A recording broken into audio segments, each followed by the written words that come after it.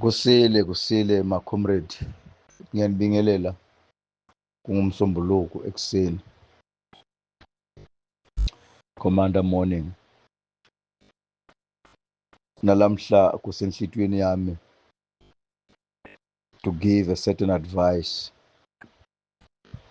for the advancement of this revolution and for the advance of the leaders' mind.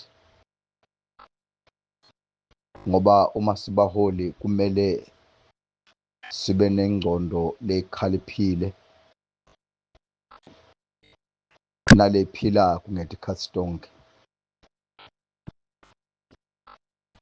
Baholi bangileli hlobo lebantfu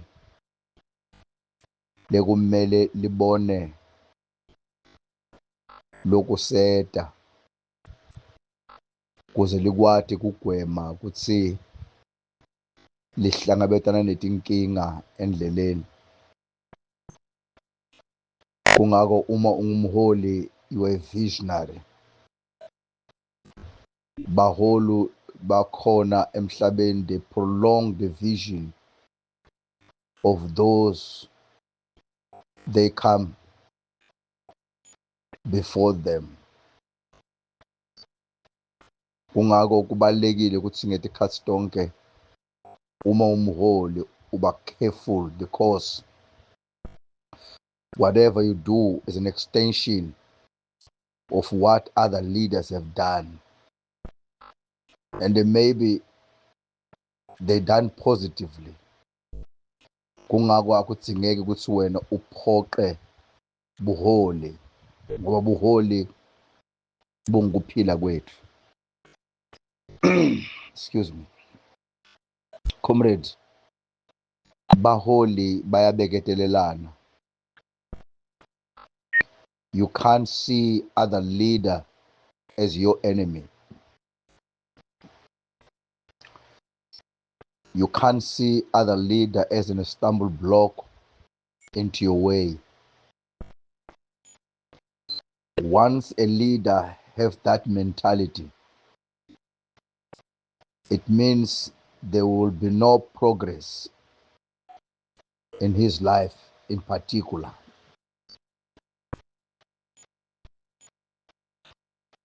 Ngobe baholi labaphumelelako ngilabati ukuthi endleleni bayabadzinga labanye baholi. Kungako kubalekile maqabane ukuthi uma sibaholi naselilwimini lwethu kuphumane. Umholi akamane akhulume kabi ngalomunye mholi.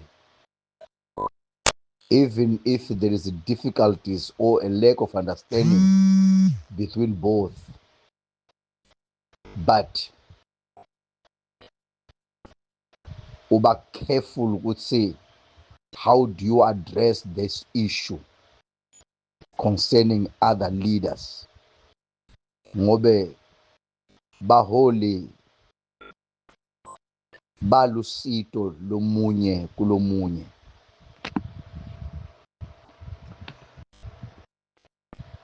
Kunetinto letendekako kumkhonto wesizwe.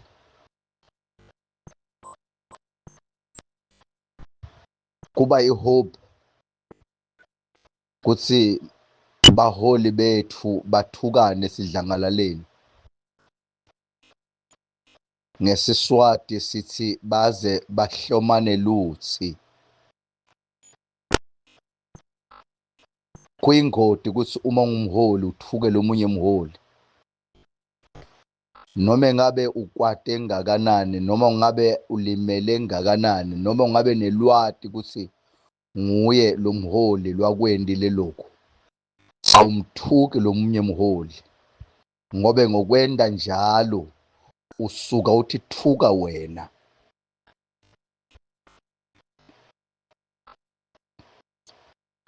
Sibaholi, we all fall in the same category. It doesn't matter the classification or the position we're occupying, but all of us fall into the same classification, leaders. So kuba ngumholi ulingana nalomunye mholi, akekho umholi wasetu kwakho, nonke niyalingana.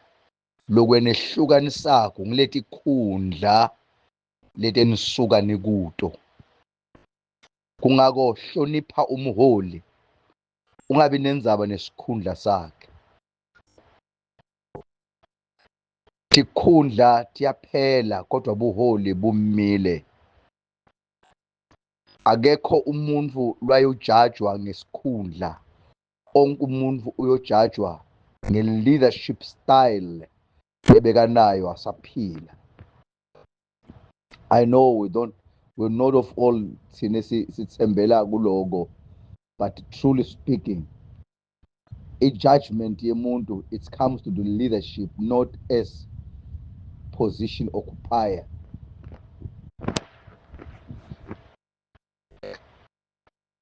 Kumkhonto wesizwe kuba lula ukuthi baholi bathuke labanye baholi. Kumkhonto wesizwe kuba lula ukuthi baholi ba-accusane. Kumkhonto wesizwe kulula ukuthi baholi bagqekane sidlangalaleni baze balandzele babone ukuthi kunenkinga la. Baholi labalandzela lo baqasukele baholi labalandzela lapha, ku-create-eka ama-factions nema-divisions among one party because leaders ababe munye. I-faction ayiqali kumalunga, i-faction iqala ku-leadership. When leadership have differences and don't know how to solve those differences, then faction will begin from them, and the followers will support each part of faction. Kungako kubalekile ukuthi ake sathi ukuthi uma siphila sibaholi, how do we address issues concerning leadership, special ku MK party la nebaholi bakhona abayihloniphi i-constitution, la nemalunga akhona akayihloniphi i-constitution, la siphikisa konke lokhu noma i-leadership ikusho sikuphikisa njalo. La baholi kungibo laba instigator i-violence, la baholi bakhona ngibo laba kungibo kuqala labaqala phambili kumangela unyawo linye bangayidefend integrity ye-party. It's very important when you are leader, you always defend the integrity of the party. You don't join the crowd. Even if the crowd stand against you, you must continue to defend the integrity of the party because you are leader and you want everybody to be part and parcel of the living of the party. Comrade, kubhlungu lo ngikushoko. Kubhlungu ukuthi sibone baholi bathukane sidlangalaleni. Sibone baholi ba-accusana sidlangalaleni. Kubhlungu ukuthi singahloniphani sibaholi. Lo munye umholi aba nesibinzi sokukhuluma kabe sidlangalaleni ngalomunye umholi. Akhohlwe ukuthi umholi nemholi unebalandzeli. Akekho umholi lwangenabo balandzeli. Kuqabana kwenu kuyo-influencer impi kulabalandzeli. And labatawulimala ngilabalandzeli.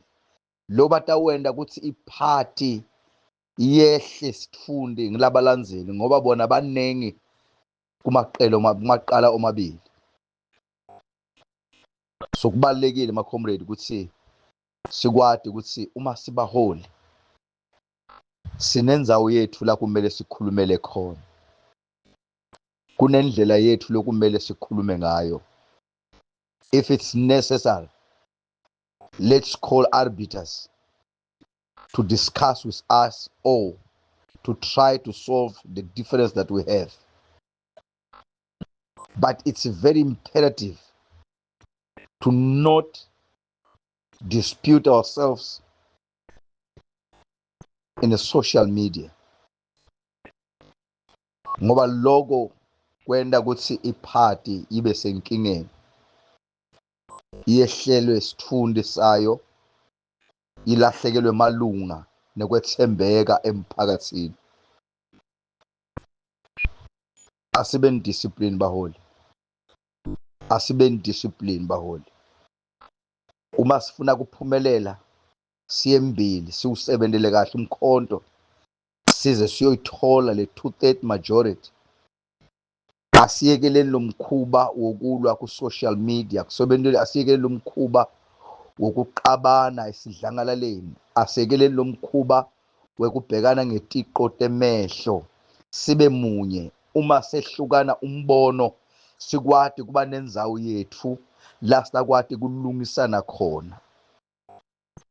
Kodwa kuba sesidlangalaleni silimata iparty, silimata amalunga eparty, silimata integrity yeparty, siyakha ama-faction.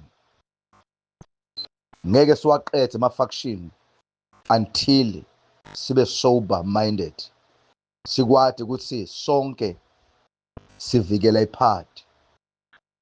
Asivikeli okwethu kumbe asivikeli ithundi tethu, kodwa uma bakubite njengemholi epartini umsebenzi wakho uvikela iparty. Nalo lomnye mholi lokuqabana naye umsebenzi wakhe kuvikela iparty. Uma nobabili nikwati ukuthi ninemsebenzi wokuvikela iparty, then ngeke niqabane. Nitayithola indlela engiyona ukuthi nisombulule kungaboni ngeso linye kwenu. Kodwa ningalimati iparty nemalunga ayo. Amandla.